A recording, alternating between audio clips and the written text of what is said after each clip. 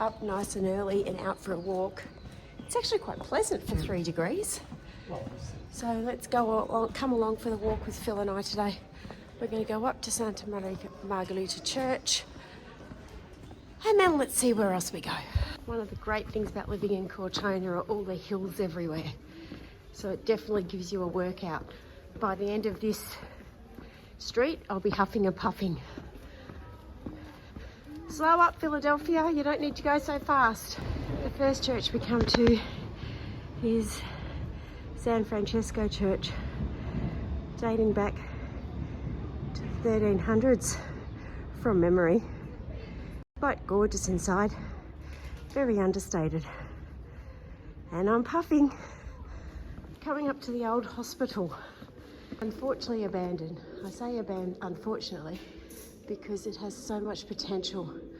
The views from the other side over the valley from the hospital are amazing.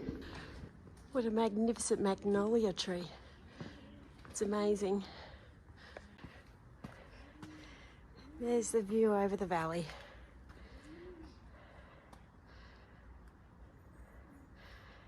Lake Trasimeno's behind that hill over there, you can see.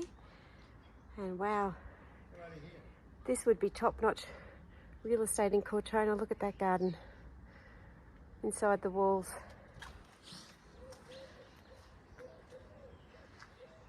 It's beautiful, everyone. Absolutely beautiful. It's one of the old antique gates that used to welcome people into the city. It's now someone's private garden, but history states that this patron saint of Cortona entered the city with her son through that gate in 1272. And here's the walk, everyone, up to Santa Margarita Church. She's our patron saint of the sick, the orphaned, and also single mothers. Here we go. Buongiorno.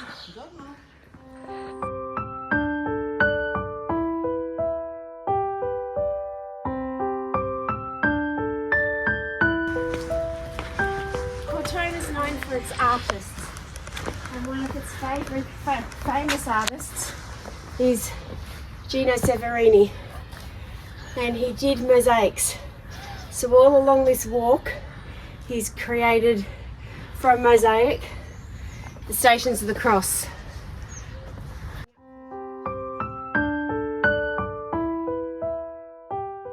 There's the next one. Hard to see because they're behind glass and also the reflections everywhere, but you get the idea. Oh, look at this view. That's back down to the village. That's why we chose here, isn't it, Philly? Beautiful. It's absolutely beautiful. I think the weather's starting to turn, you know. I think so too. So I'm not sure if you can see on the camera, but they're directly in front of me on one of the distant hills. We'll put an arrow when we upload this. That's Montepulciano. So for people that are aware, that know Italy, famous for its wine. It's Nobili, red wine. And Cortona is famous for its Syrah, or Syrah.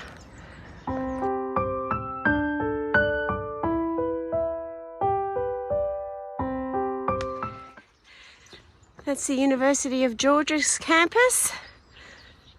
So they do art, history, and a few other subjects there. So we've always got an influx of young students here in Cortona, which definitely keeps the place alive.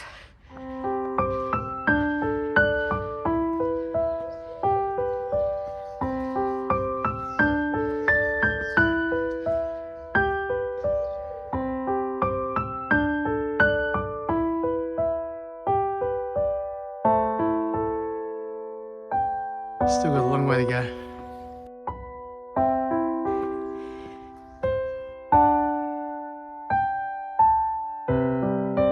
Yep, I'm puffing, everyone.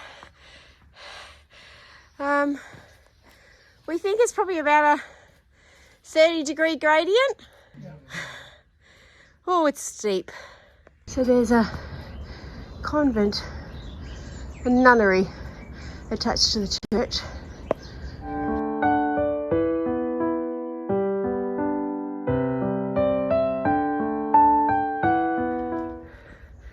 Oh God, he's crazy. He's running the last bit. Like Rocky up the top there, everyone. Oh my Lord.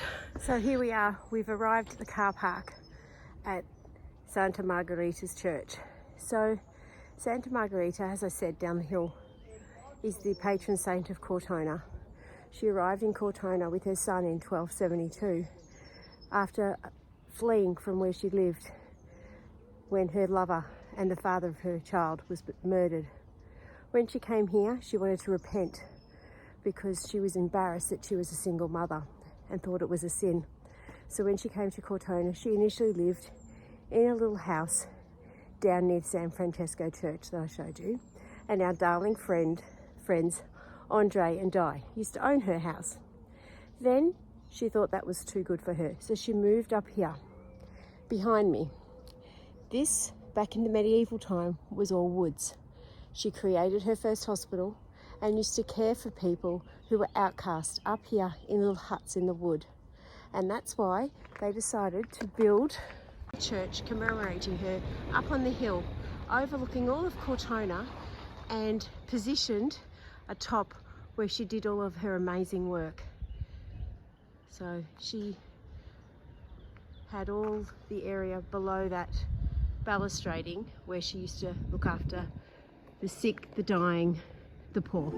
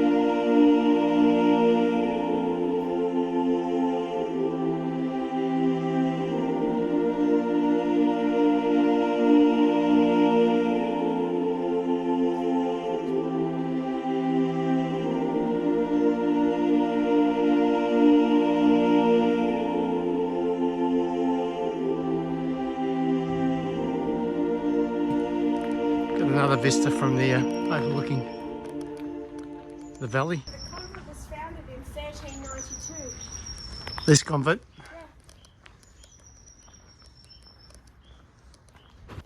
Now we're going back down. We're going to go down a different route through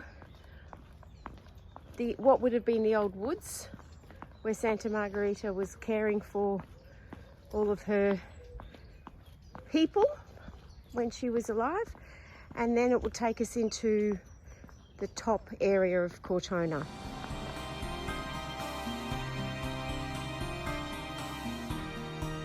Looks like the Chincali have been busy digging up. God, they know how to ruin. They do know the how to landscape. ruin the landscape. Have a look. Have a look here. Chincali wild boar, for those that don't know. They use their snouts to dig up the ground, try and find good things to eat. Fun fact, not so much about the Chincali, but about truffle hunting. So back in the day, they used to use pigs to find the truffles because their sense of smell is so good. But then because they did so much damage when they were digging up and disturb all of the other truffles growing. So from then on, I don't know when it was, they use dogs now because they only just go right to the spot. Then their smell isn't as sensitive, so it takes a little bit longer. And they're probably not as hungry. They dig rather than use their trap. And they just dig that one snouts. spot, they find one and that's it, whereas the pigs used to go rah, rah, rah, just to damage up all of the... And there's the evidence of the pigs going, as Phil would put it, rah, rah, rah. So now it's illegal to use pigs, isn't it, Phil? Yeah, it's illegal now, yeah.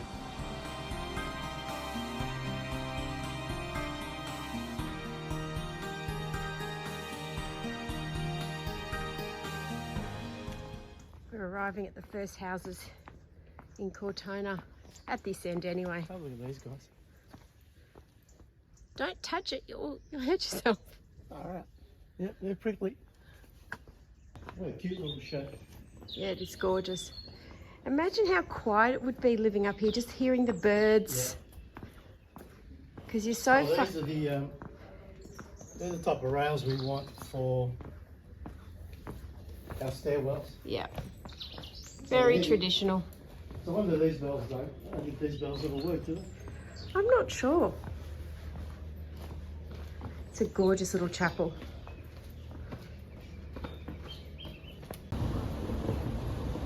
Yeah, no, they've got the mechanisms there. Okay. Electric. Oh yeah, they do too. I'll zoom in. There they are. There's the motor up there. On the outside of the I'm not arch. sure when they... might be Sundays, church day. Council's doing a bit of upkeep. Yeah, very good to see. The council's getting rid of all the weeds on the paths. Here's another chiesa, another church. San Niccolo. San Niccolo. I want to go in this one day. We haven't been into this church. Every time we come, it's closed. Well, the gates are open today, but the church doors are closed. But apparently it's, again, very understated, but also very beautiful. There's a house for sale around the corner that overlooks this little park that if I had all the money in the world, I would buy. So it's just around the corner here. It's got a gorgeous little gate and garden out the front. You can see the Vendacy sign there, number 15. That one. With the gorgeous little garden. It's been for sale for a while. Love to see inside her.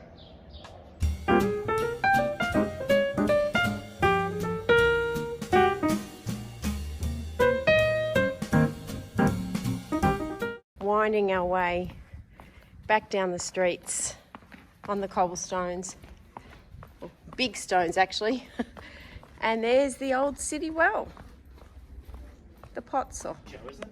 This area is called the Poggio. Phil pointed out this place saying it was very cute, very authentic.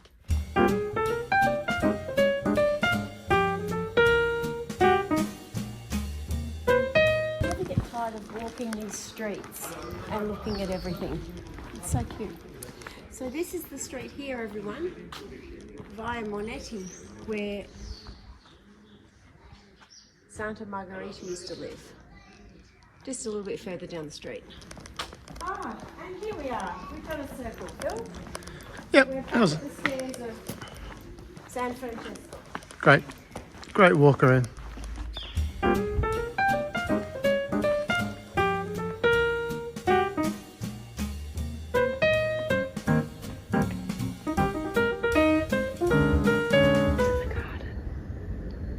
I thought I'd say I'd be jealous of someone with a garden, but I am. Yeah, it's a good spot. And we're heading down into Piazza Signorelli for our coffee. So you get a well-deserved coffee.